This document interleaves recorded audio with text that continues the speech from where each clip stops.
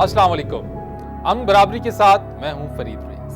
नाज़रीन, अपने आज के इस प्रोग्राम में हम बात करेंगे भारत के उस किरदार की जो अफगानिस्तान में हर गुजरते दिन के साथ बढ़ रहा है, और उसके साथ साथ बताएंगे आपको वो अलमनाक दास्तान उन 5 पाकिस्तानी बच्चों की जो गुज़िश्ता 11 साल से भारत में फंसे हुए हैं। वजूहात क्या हैं ये आपको बताएंगे, लेकिन इसके अलावा मनफी प्रोपेगेंडा जो भारतीय मीडिया की जानिब से किया जाता है और जिसमें भारतीय मीडिया पीछे कभी नहीं रहता, हमेशा उसका किरदार मनफी रहा।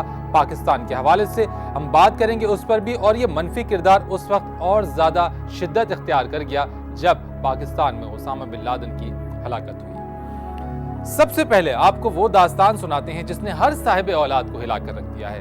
भारत में फंसे 5 पाकिस्तानी बच्चे गुज़िश्ता 11 साल से वतन की फ़ज़ाओं को तरस रहे हैं। वीज़ा की तौसीक़ में ताख़ीर पर वालिदैन को पहले गिरफ्तार और फिर भारत बदर किया गया, लेकिन बच्चे वहीं फंस गए। 5 बच्चों की जुदाई में माँ बाप के दिल हर वक्त तड़पते हैं और आंखें नम रहती हैं।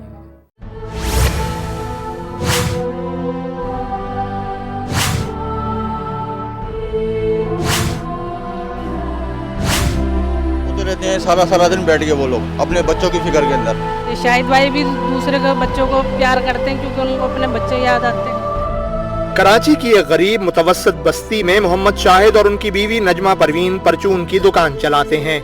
5 बच्चों के माँ बाप होते हुए भी उनकी जिंदगी बे औलादों से बदतर है।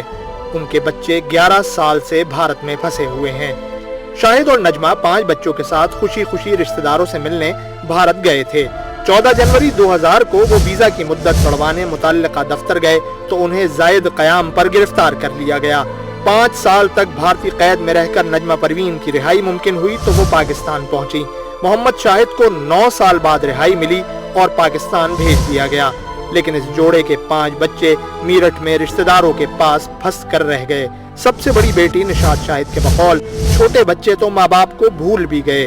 हम अपने दादा के साथ रहते हैं और चचा रहते हैं क्योंकि उनकी अपनी भी फैमिली है, सभी शादीशुदा हैं। यहाँ पे बस 2 चाचा हैं, तो हम सब जॉइंट फैमिली में ही रहते हैं। तो थोड़ी दिक्कत तो होती है।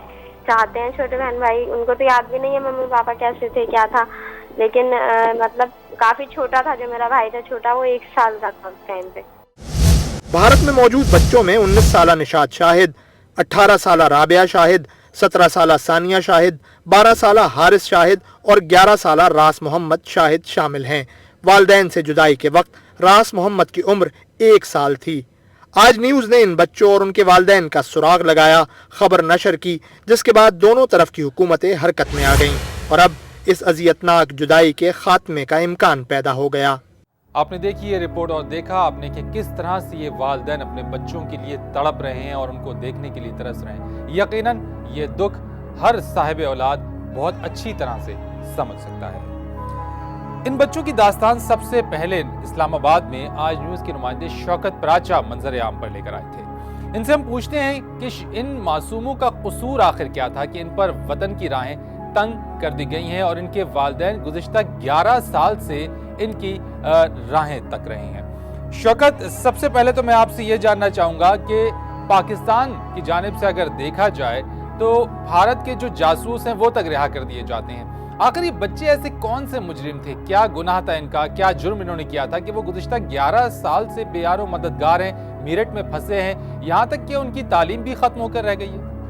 फरीद, तालीम ख़त्म क्या होकर रह गई, तालीम शुरू ही नहीं हुई थी। सबसे छोटा बच्चा रास मोहम्मद शायद 1 साल का था जब भारत पहुंचा। वालिदैन का अगर वीज़ा एक्सटेंड ना हो सका और वो वीज़े की मुद्दत के अंदर वापस वतन ना आए तो उन्होंने तो वायलेशन की, लेकिन वीज़ा वायलेशन की बजाय उन्हें ऑफिशियल सीक्रेट एक्ट के तहत बंद कर दिया गया। फिर वालिदा जो खातून हैं उनको 2006 में रिहाई मिली, वो वतन वापस आ गई, जबकि वालिद मोहम्मद शाहिद अगस्त में 2010 को वतन वापस आ गए। लेकिन बच्चे बेचारे अभी तक मेरठ की गलियों में फिर रहे हैं। और जो मेरी कम्युनिकेशन बच्चों के साथ भी हुई और उनकी चची शबनम साहिबा के साथ भी मेरी बातचीत हुई, ये स्टोरी करने से पहले, तो बड़ा दुख हुआ। कहा गया कि वो बच्चे तो ऐसे उस गली में रहते हैं जैसे नौकर हों सारे गली वालों के, और जब जिसका चाहे जिस तरह का सलूक करे, क्योंकि बिन माँ बाप के बच्चों के साथ जो मुआशरों में सलूक होता है वो एग्जैक्टली उसकी मैनिफेस्टेशन इन बच्चों के साथ वहाँ पर मेरठ में हो रही है। और शौकत यकीनन देखें, एक चीज जो है वो बड़ी आपने कहा, बिन माँ बाप होते हुए भी बिन माँ बाप के रहना, यकीनन ये दुख और तकलीफ वो बच्चे ज्यादा बेहतर तौर पे जान सकते हैं। मैं आपसे जरा ये जानना चाहता हूँ कि पाकिस्तान और भारत कोई ऐसा तरीक़ाकार आखिर क्यों नहीं बनाते जिसके जरिए कम से कम बेगुनाह लोगों को इस तरह अपने वतन और प्यारों की जुदाई बर्दाश्त न करना पड़े, और खास तौर पे बच्चों के मामले पे तो बहुत कानून भी लचक दिखाता है। फरीद, अगर इस इंसानी इशू को थोड़ा सा वाइड करके देखा जाए तो एक ऐसा इंसानी अलमिया है, ये पाकिस्तान और भारत की हुकूमतों को सियासी या जियोपॉलिटिकल जो भी कंसिडरेशन है उनसे हटकर ये सोचना चाहिए कि आखिर इंसानी अलमिया इतना बड़ा हो जाता है और कोई पूछने वाला भी नहीं होता। 2004 के पीस प्रोसेस जो शुरू हुआ 2008 तक, उसमें कुछ उम्मीद की किरण मुझे कम से कम नजर आई थी कि एक कमेटी बनी आला अदलिया के साबिक जजेस पर, क्योंकि एक दफा जो मुल्क किसी के हाथ लग गया वो फिर 20 साल 25 साल तक वो पड़ा है जेलों में, उसको कोई पूछने नहीं वाला।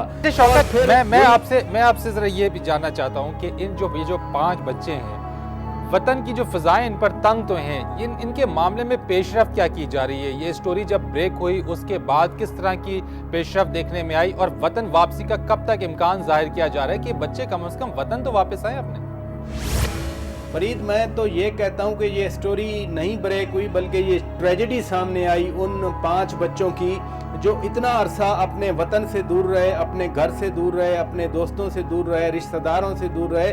अभी पाकिस्तानी हाई कमीशन दिल्ली में इकदाम कर रहा है, उन्होंने इनके एमरजेंसी पासपोर्ट बना लिए हैं और वो भारतीय वजारत खारजा के जरिए वजारत दाखिला को पहुंच जाएंगे। वहाँ वजारत दाखिला इनका जायजा लेगी। बट प्रोसेस में कितना टाइम होगा शौकत?